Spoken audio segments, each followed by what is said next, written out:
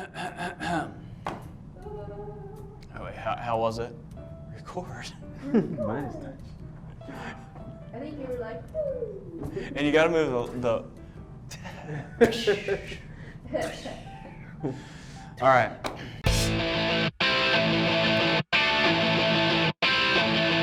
These are the things that work in today's market. You're going to love what we did in here. We're going to go start making some money.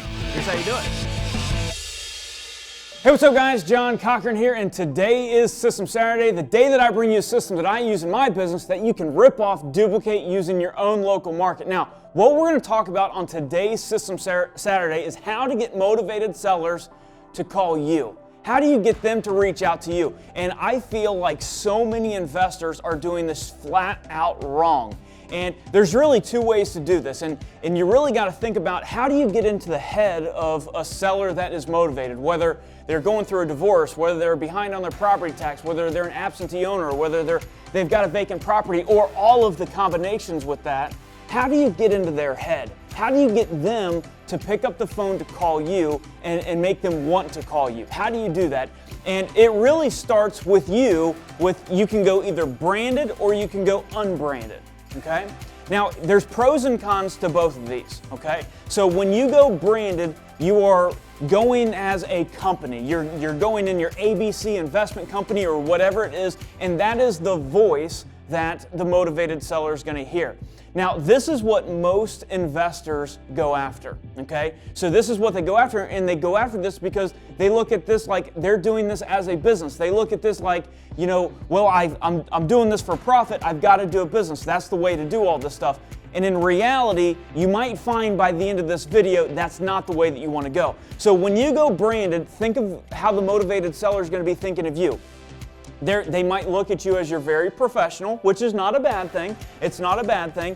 But the motivated seller is also going to look at you as you're in this for profit.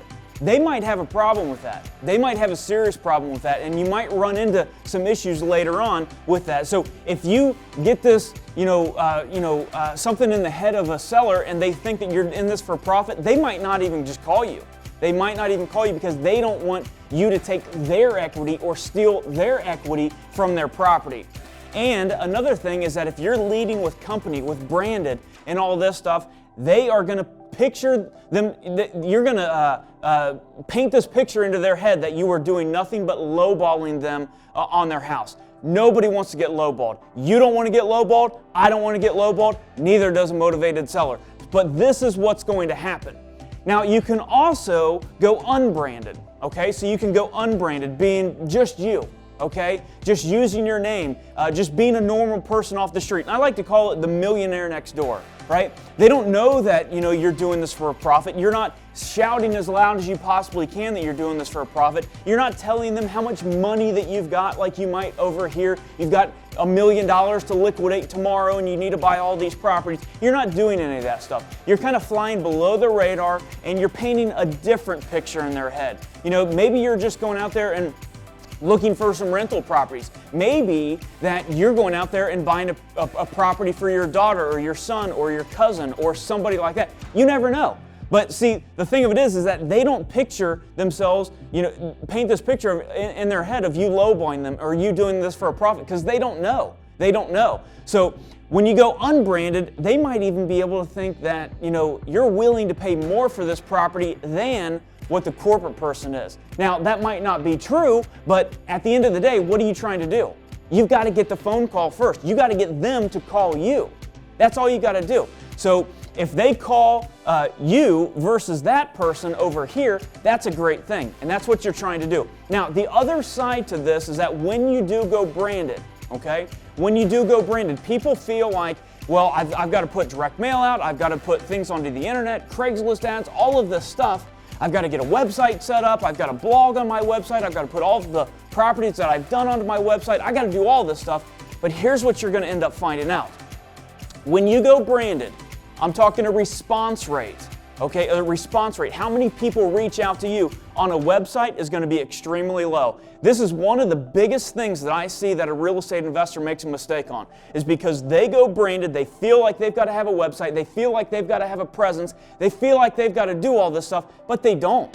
They don't. And in reality, look back and comment below. I want to know this. But on your real estate websites that, maybe you got from gurus or maybe you built yourself or whatever it is, how many submissions, how many motivated sellers are actually filling out a form on that site and giving you their correct information and they need to sell their house?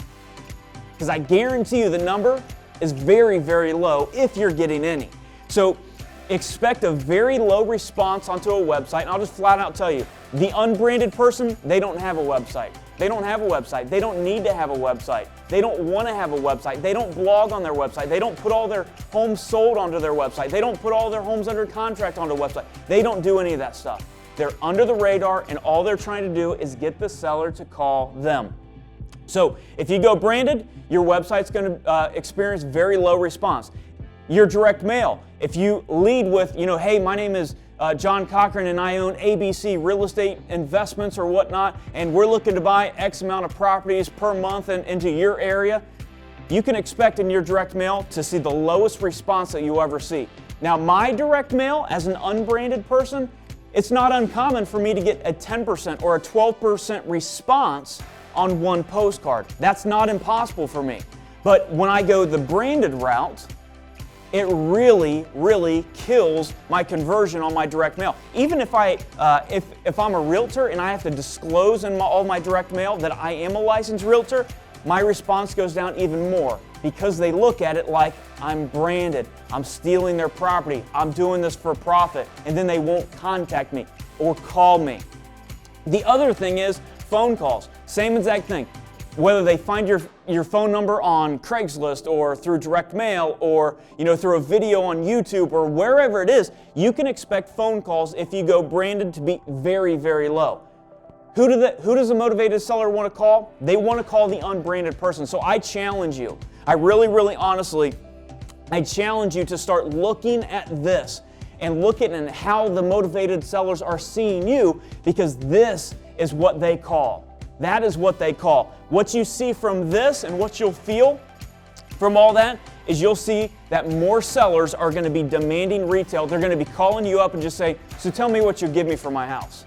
And we're investors. We don't have time to waste like that. So really look at this and how you're in the eyes of motivated sellers. Comment below. I want to hear your comments, especially on this. Like us on Facebook, subscribe to us on YouTube, and I'll see you on the next System Saturday.